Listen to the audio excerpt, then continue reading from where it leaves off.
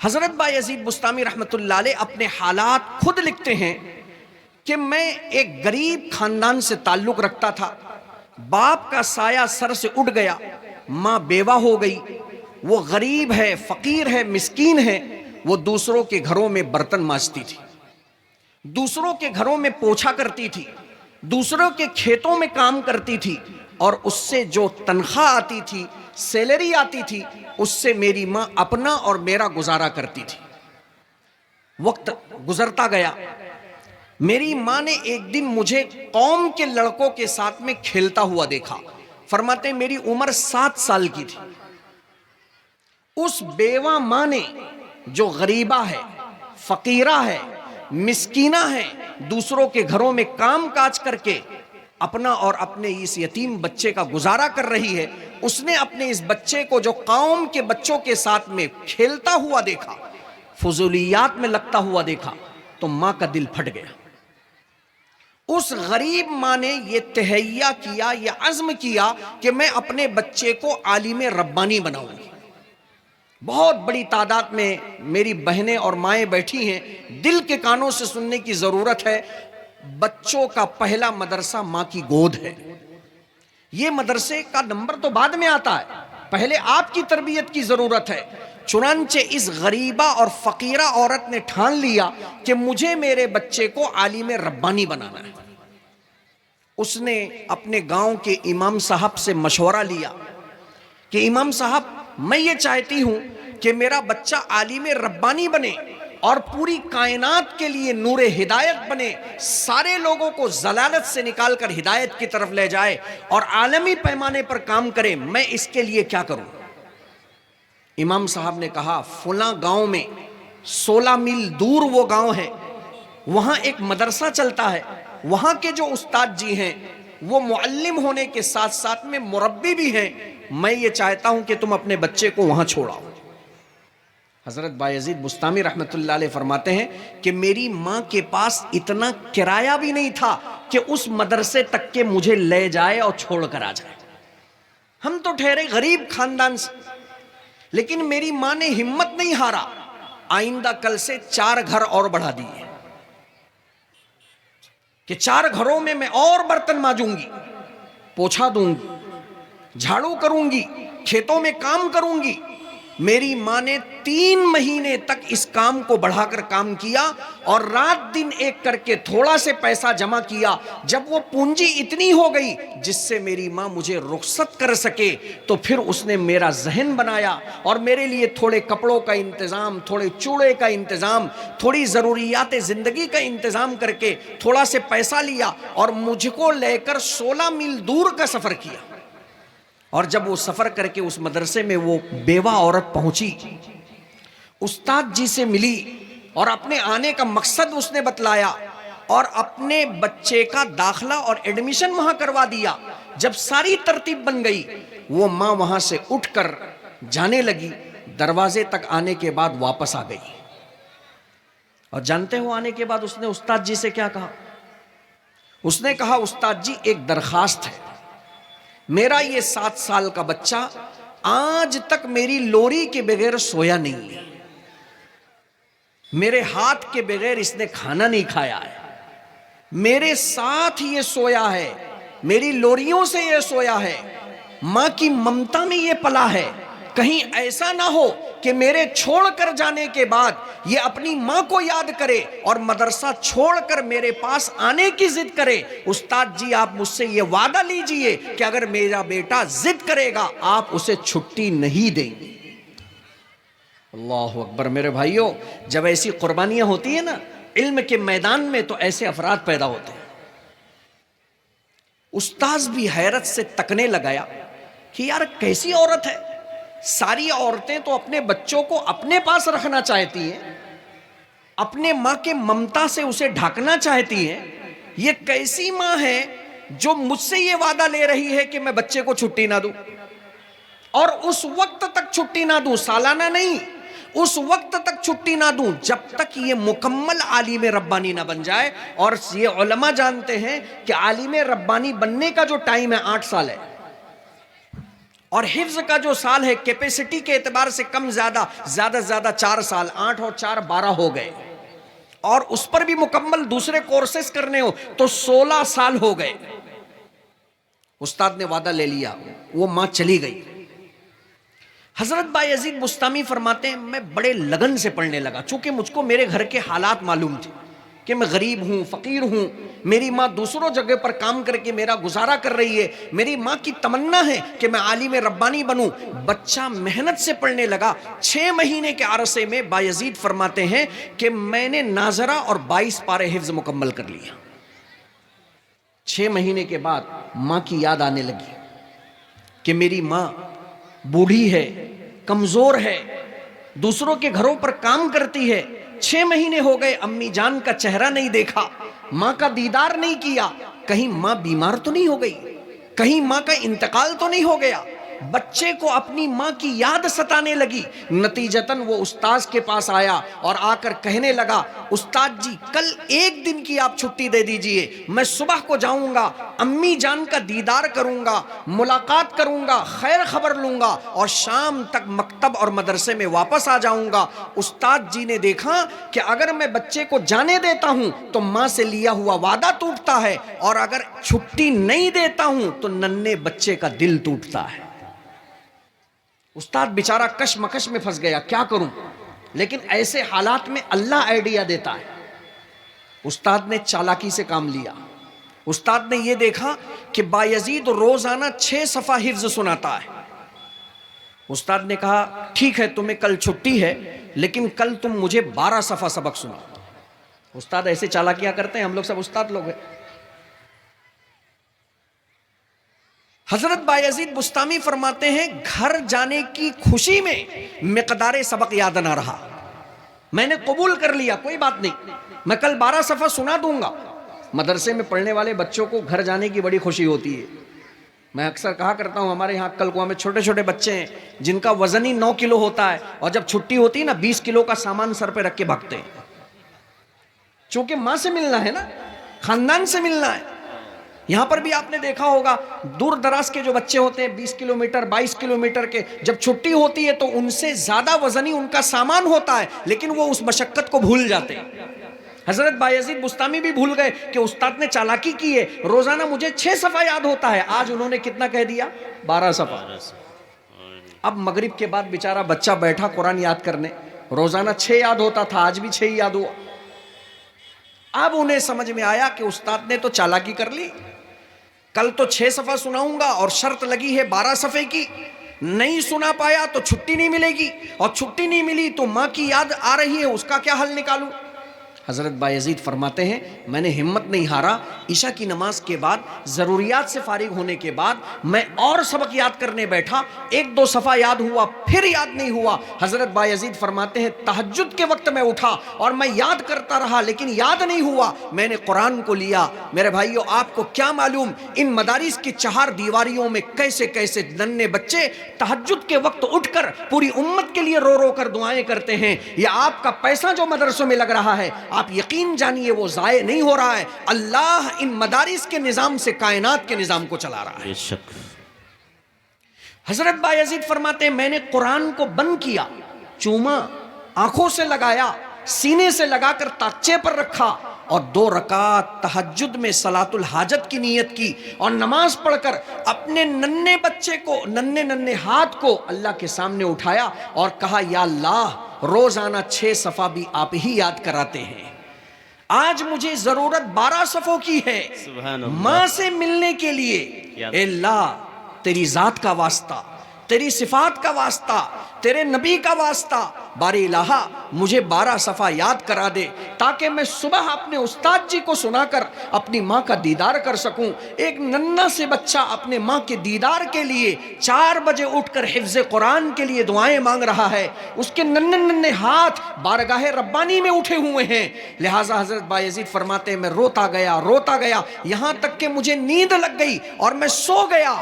میں نے خواب میں مخبر صادق خیر الورا سید الکونین حضرت محمد الرسول اللہ صلی اللہ علیہ وسلم کا میں نے دیدار کیا، میرے نبی مسکرا رہے ہیں اور فرما رہے ہیں بایزید کیوں پریشان ہو؟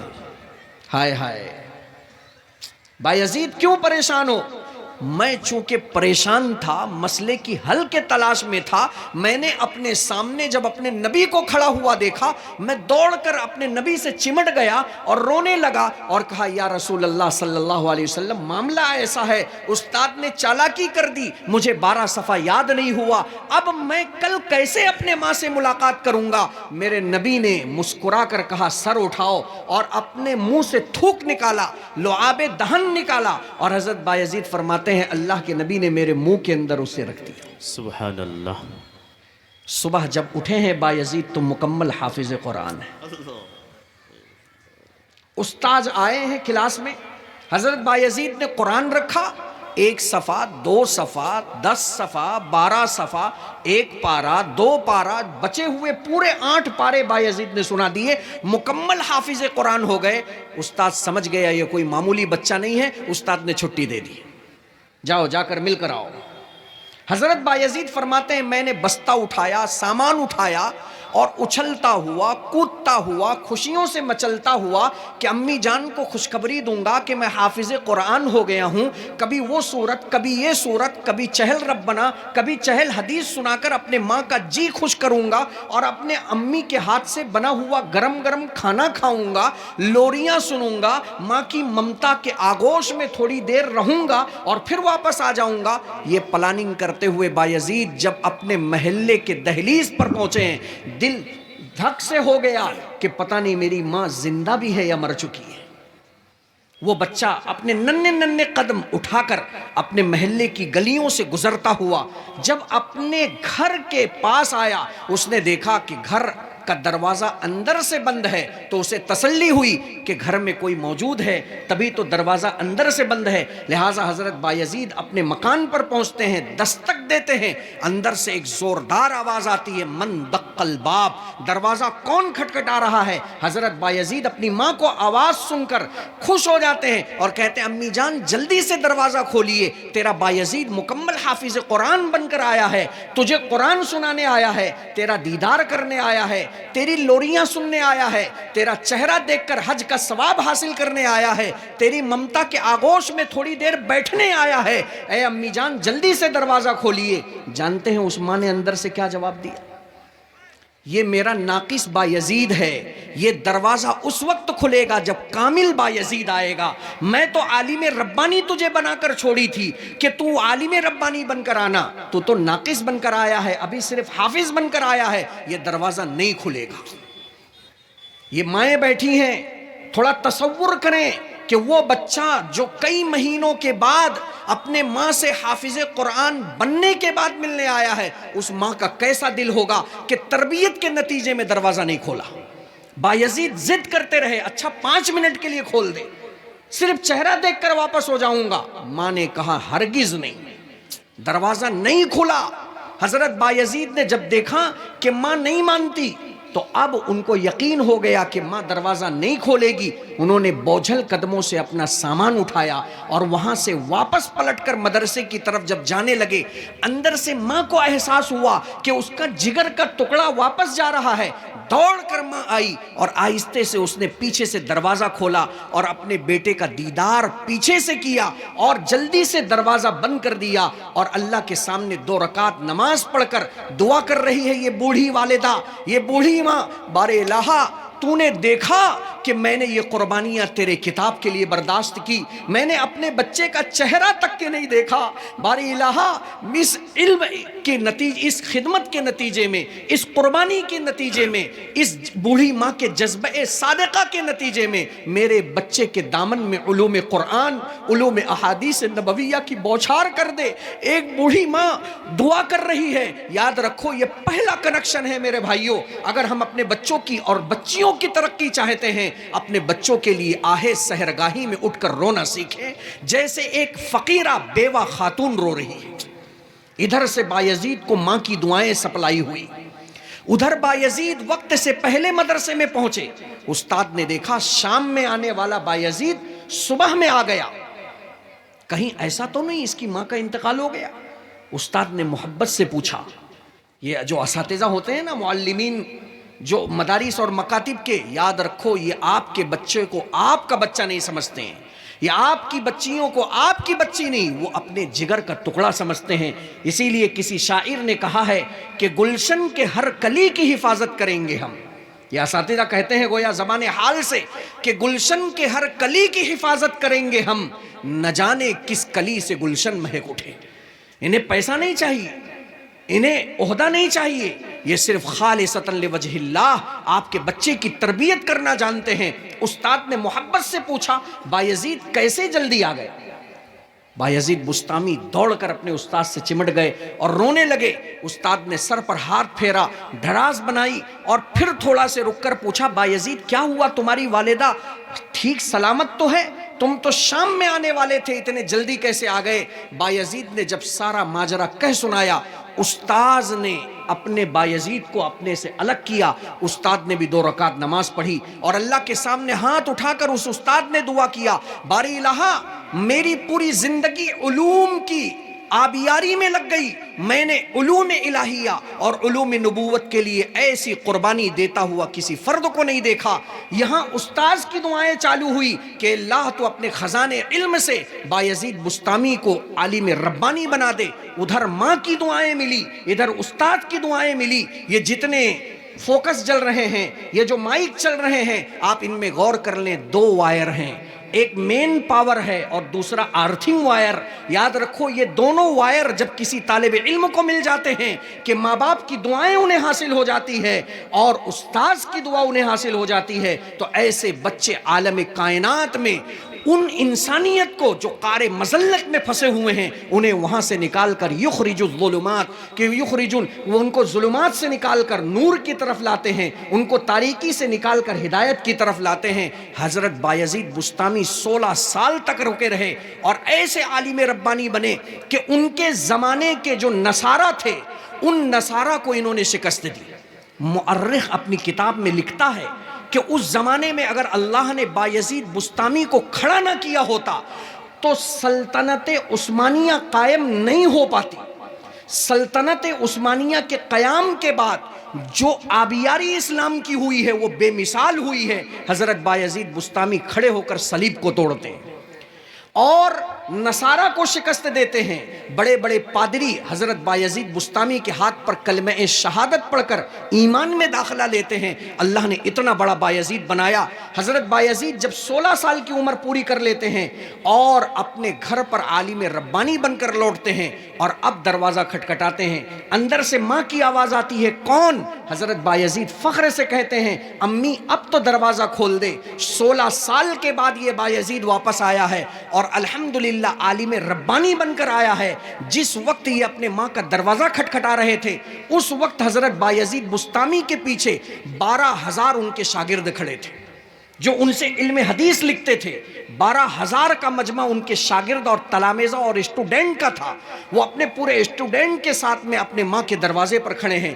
ماں نے دروازہ کھولا، 16 سال کے بعد اپنے اس جگر کے ٹکڑے کا انہوں نے معائنہ کیا، چہرہ دیکھا، گلے سے لگایا، اللہ کا شکر ادا کیا اور اس کے بعد ماں نے 2 رکعت نماز پڑھی اور ہاتھ اٹھا کر کہا اے اللہ جو دن میں دیکھنا چاہتی تھی تو نے اپنی رحمت سے مجھے دکھا دیا، میرے بیٹے کو تو نے عالم ربانی بنا دیا۔ اب اس بوڑھی ماں کا کوئی امید نہیں ہے، کوئی تمنا نہیں ہے، میں نے اپنے بیٹے کو جیسا چاہا تھا ویسا دیکھ لیا، اب میری روح پرواز کر جائے۔ اس نے کلمہ شہادت پڑھا اور اللہ سے جا ملی۔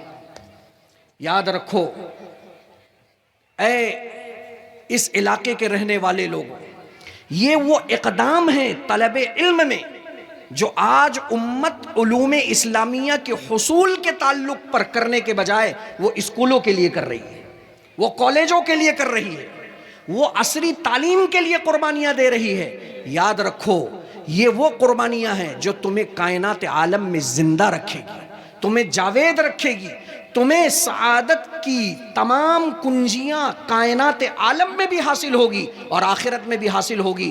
اللہ کے نبی صلی اللہ علیہ وسلم نے اسی مشن کو آگے بڑھایا، اسی چیز کو آگے بڑھایا۔ یہ پہلا نقطہ ہے۔ دوسرا نقطہ جو میں کہہ کر اپنی بات کو ختم کروں گا وہ یہ ہے